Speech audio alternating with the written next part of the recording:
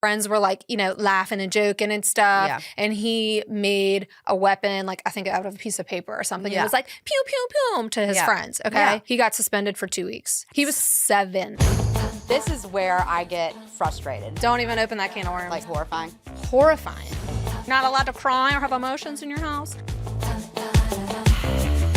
Like, do you really need to know what Zymoglophicol 8 is? Or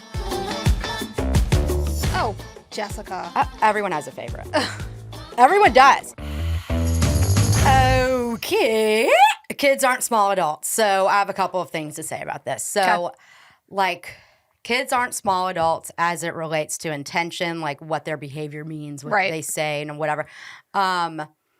And like treating them as such in terms of like they should just know like how to do the world. Right. And like I see this more with parents and you see it more with schools. Yeah. And so like with parents, I guess like the theme I notice is like, why don't they know that like they have to listen to me? Why don't they know that toys aren't for throwing, obviously? Why are they hitting their sister? Like all of these things that adults automatically think, or that adults think that kids should automatically like know and discriminate between right and wrong. Right. Anyway, so I see it a lot with parents and you see it a lot with schools. Yes. Okay. Yeah. So I see it more, or I guess maybe it's just like more apparent to me when it's a parent. It's more apparent. APPARENT. Apparent, not a parent. Apparent to me when it's a school like having a big reaction to a kid's behavior without thinking through why was the kid doing this? Did they even understand what they were doing and why it's so upsetting to adults? Yeah.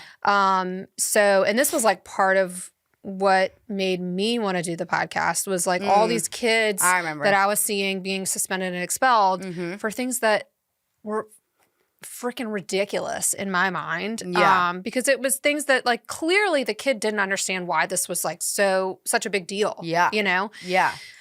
So like let's talk about some trends, stats, and facts as it relates to like age, reason for expulsion, all that stuff. Okay. All right. So I'm just going to read this out, all right, because it's easier to read it. Every year, more than 1.4 hell no. Every year, more than 1.4 million children in kindergarten. Say it again. Every year, more than 1.4 million children in kindergarten through 12th grade are suspended or expelled from schools across the country. This number has climbed in recent decades, partly due to strict guidelines adopted in the 90s, including zero tolerance policies that give schools no choice but to kick kids out when they break specific rules. And then So research shows that school suspensions and expulsions are harmful for all kids. The experience of being kicked out of school makes it much more likely that the kids will drop out of high school. Mm-hmm. This in turn leads to career struggles, lower income potential. Kids who are expelled and suspended are more likely to get in trouble with the law as juveniles, a pattern that's the school to prison pipeline, which we've talked about. Mm-hmm. And then, so this is something that's a problem in the U.S., but there's also research about it in the U.K., which shows like very similar trends that like the rates of school suspension and expulsion have been increasing, and all of the negative consequences of that: dropout, disengagement from school, failure to graduate on time, student alienation, alcohol and drug use, future antisocial behavior. The list goes on and on. Wait, is there like a because I feel like today we're talking more about like the younger kids. Yeah. Is there anything about like rates? Have rates changed in like age of expulsion or anything like that? Yeah, I couldn't find that. I mean, I can say from my own clinical experience in my practice, I am seeing it in real time increase, which is why I wanted to do the podcast. You know, like last year, the number of preschool and young elementary school kids that I saw that were suspended and expelled. That's like 3 to what? Like 7, 8, it was 9? like 5. I think the youngest was 5 and the oldest, like out of the kids that I saw, the oldest was 9. Okay. That number was far higher than I had ever seen. Like, give an approximate, like let's say right now, like within the past year, like how roughly like how many kids on your caseload were either at risk of expulsion or expelled. Expelled. I would say, okay, so if I include also the ones that were at risk, I would say at least 20 to 30. It's crazy. And we're looking at like probably 150 kids that I have like on my caseload at a time, right? Because I have like 350 patients, but I have a lot of adult patients. Yeah.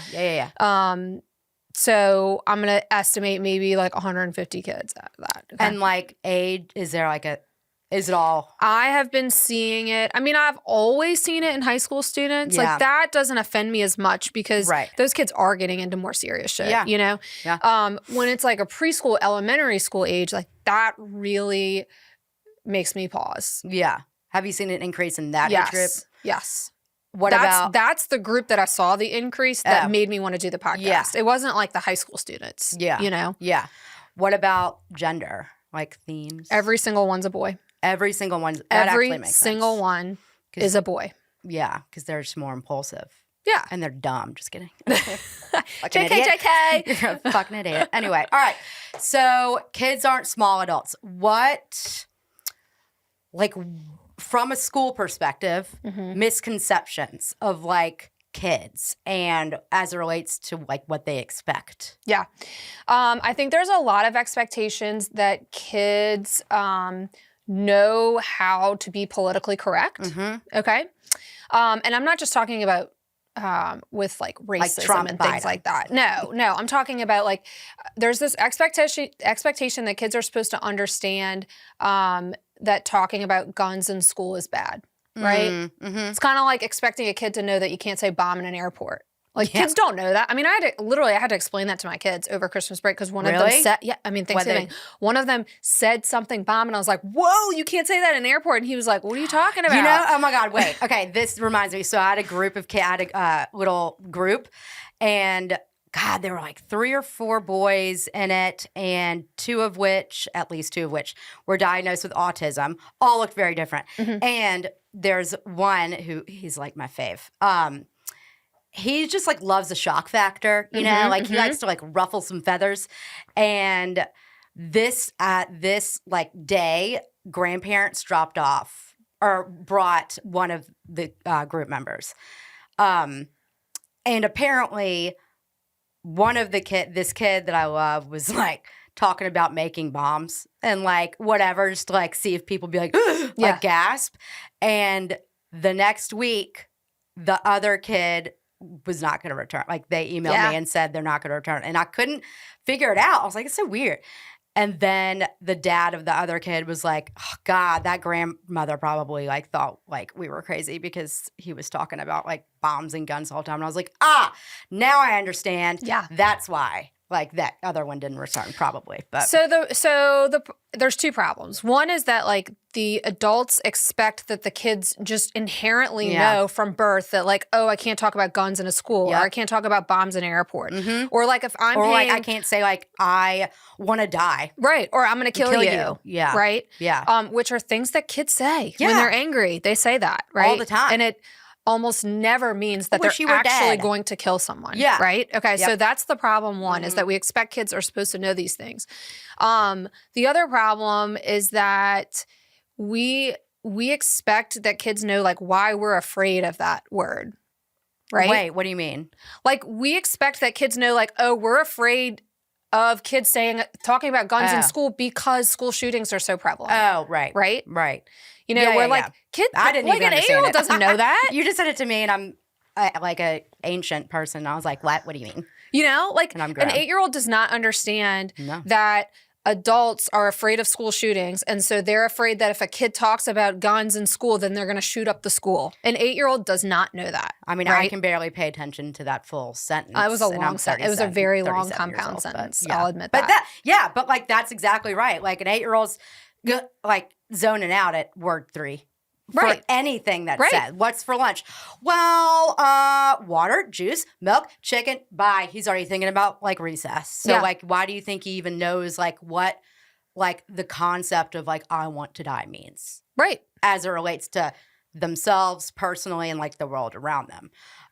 Okay, so I want to give some or I'm not because you're giving the examples, not me. I want to give the people kind of some like tangible real life experiences of like when this has happened.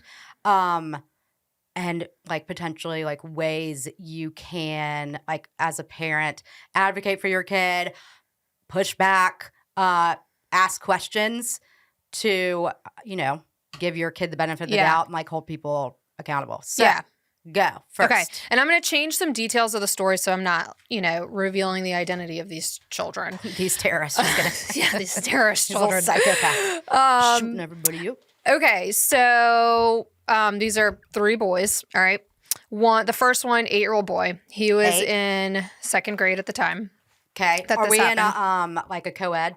Co-ed school. Co-ed school. Yep. Okay. He was on the playground and a kid from his class said, "You're not going to be invited to my party." They were, arguing about something. And so my client said, "I'm going to kill you."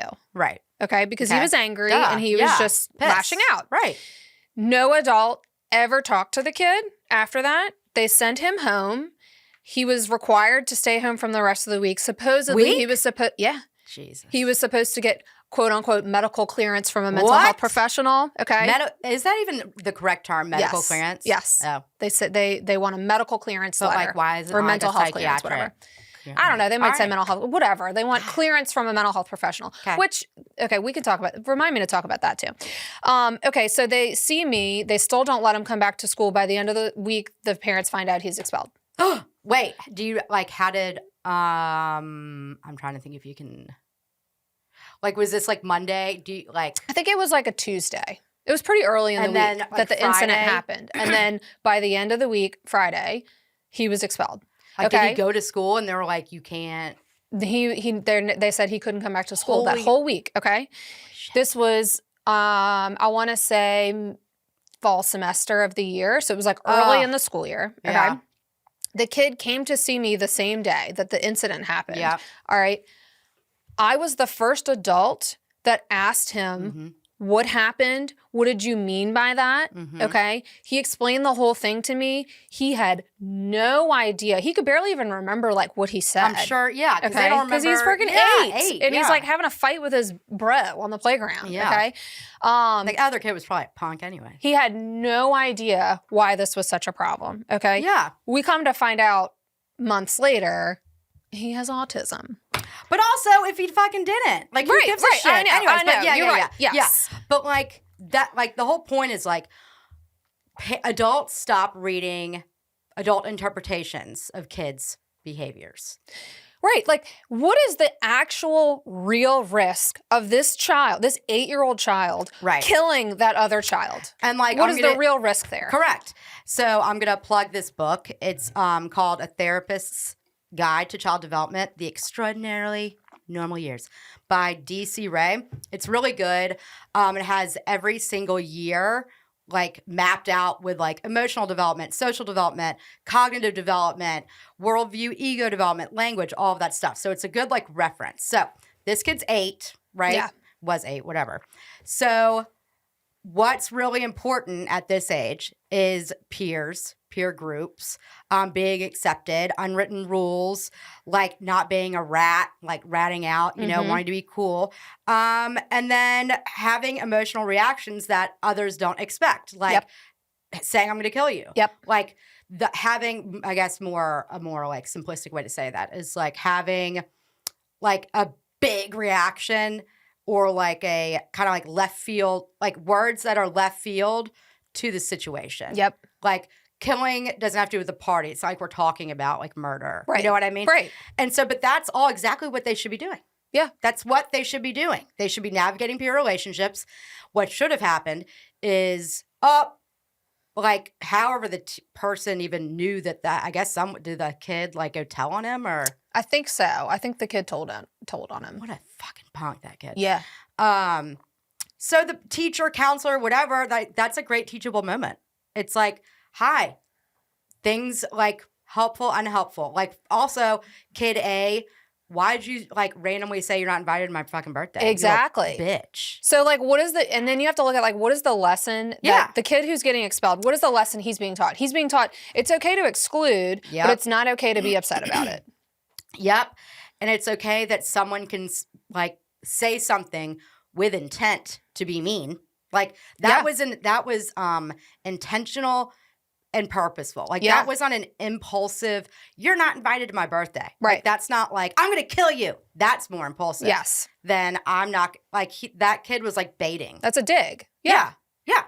And so like so let's talk about kind of like I don't know, like expelling a kid for having an impulsive reaction to a mean bully kid. Right.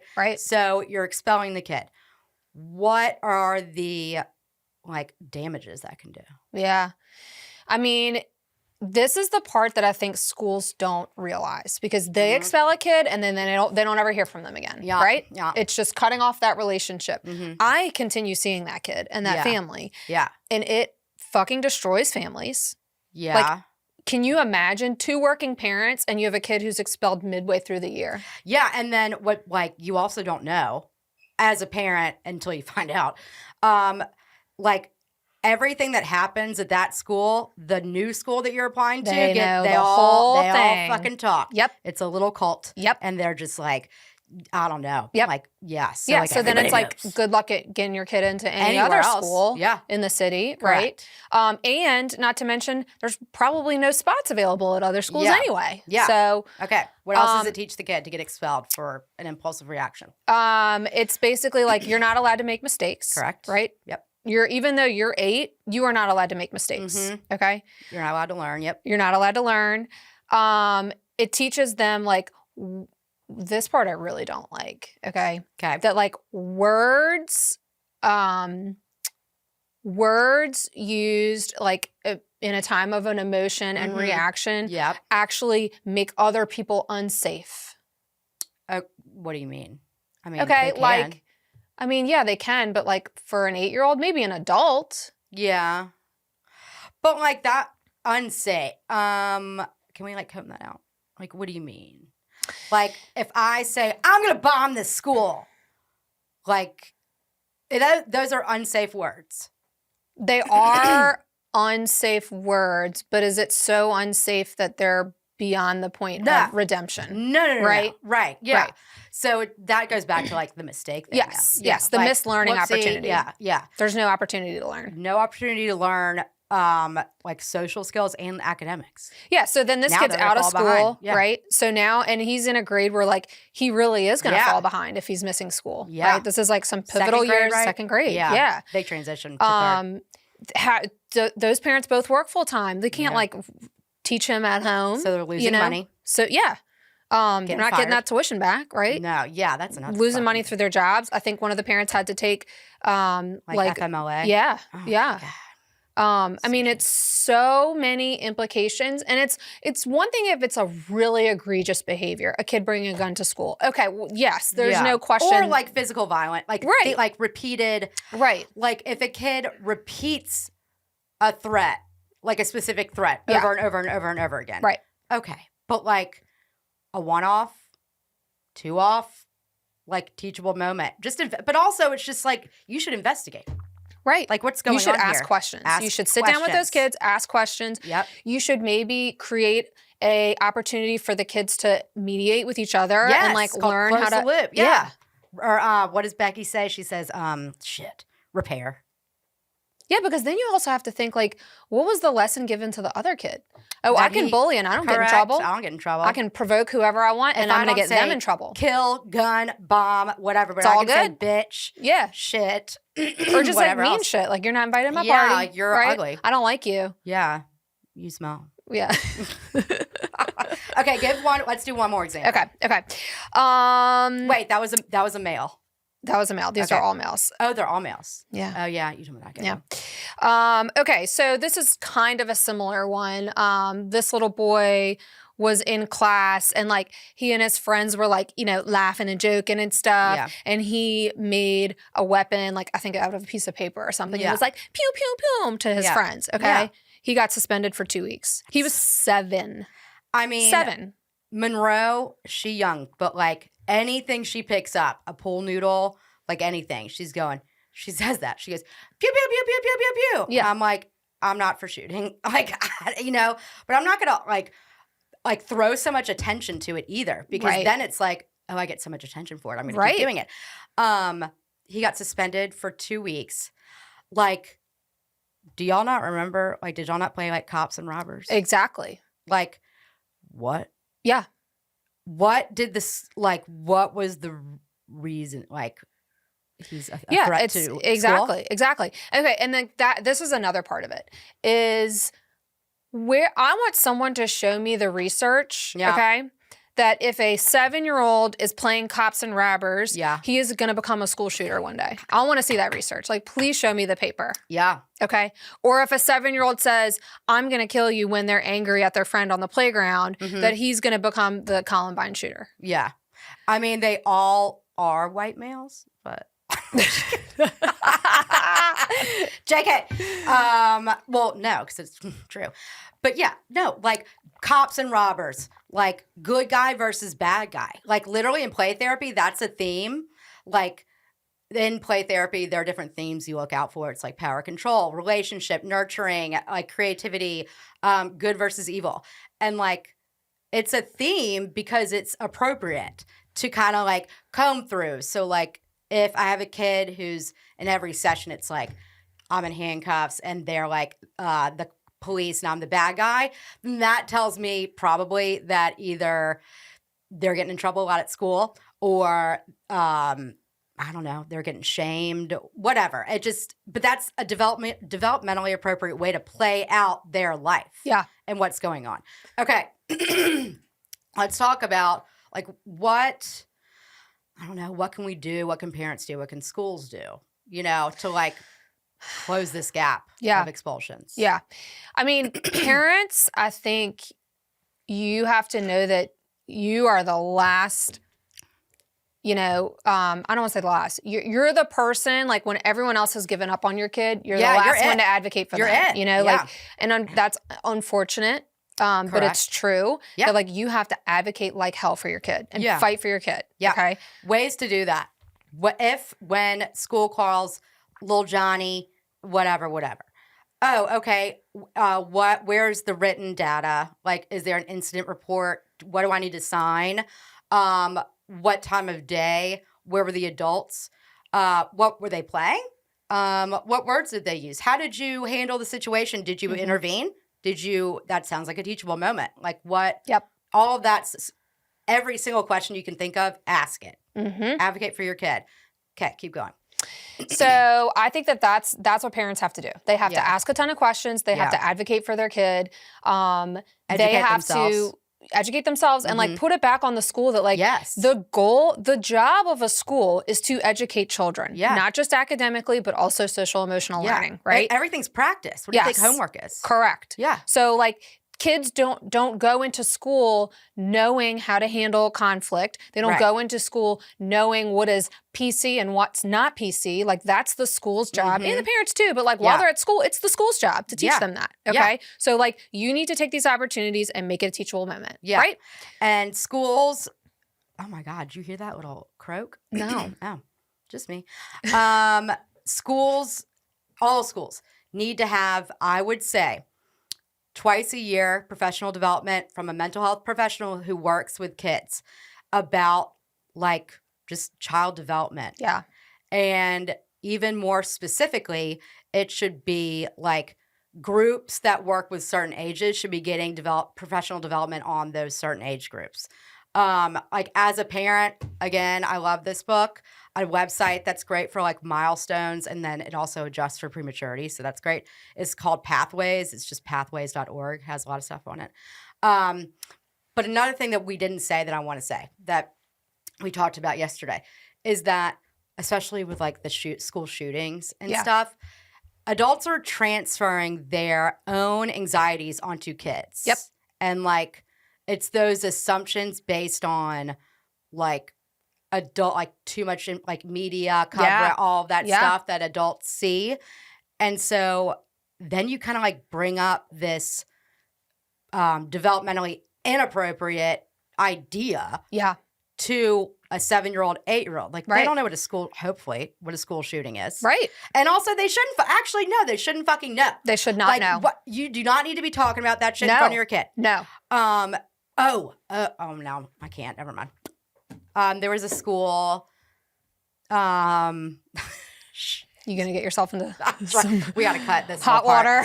I was about to throw him under, but you know, like I hear about schools doing like shelter in place drills. Oh yeah, for like 2, 3, 4 year olds. Yeah.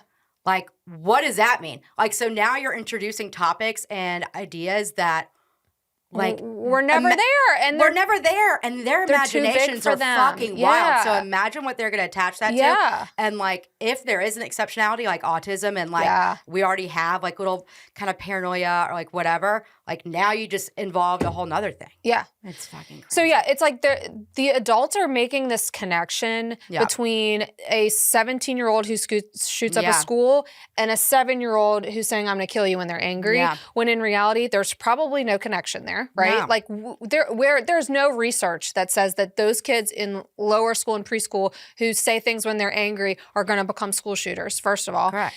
And then, fuck, I lost my train of thought. It's okay, because I want to give a little like, I mean, on like because I worked in a school and because teachers are like, whatever, so like anxious about school shit. Not that you shouldn't be anxious. It's a big fucking deal. But like, I guess it's for schools, it's like where's the line? How do we keep our school safe? Like, how do we know what's real? Like, what's a real threat? What's not? Like, I get that. And so then it's like, but then again, do your research. Right. Like, investigate. Do all of those things. And like, admin probably should get involved. Anyways, go ahead.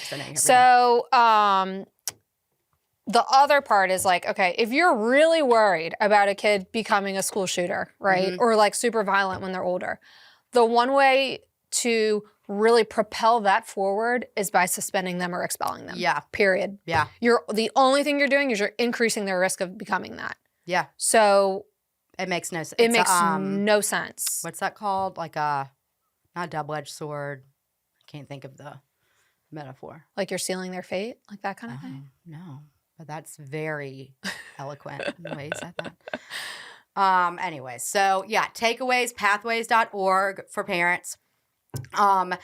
If you're in a situation like this, or if your kid does have an exceptionality or something and you're trying to navigate like impulsive reactions and trying to like teach them more helpful ways to react or whatever, facing all this stuff, like DM us on Instagram. Like we can help you, give you some pointers, questions to ask, all of that stuff. We would love to give some professional development at schools about this. Oh yeah, for sure. So just hit us up. Yep. Okay. All right. Bye. Peace. Thanks for tuning in to this episode of the Little Brain Campaign. Please like, subscribe, and follow. See you next time.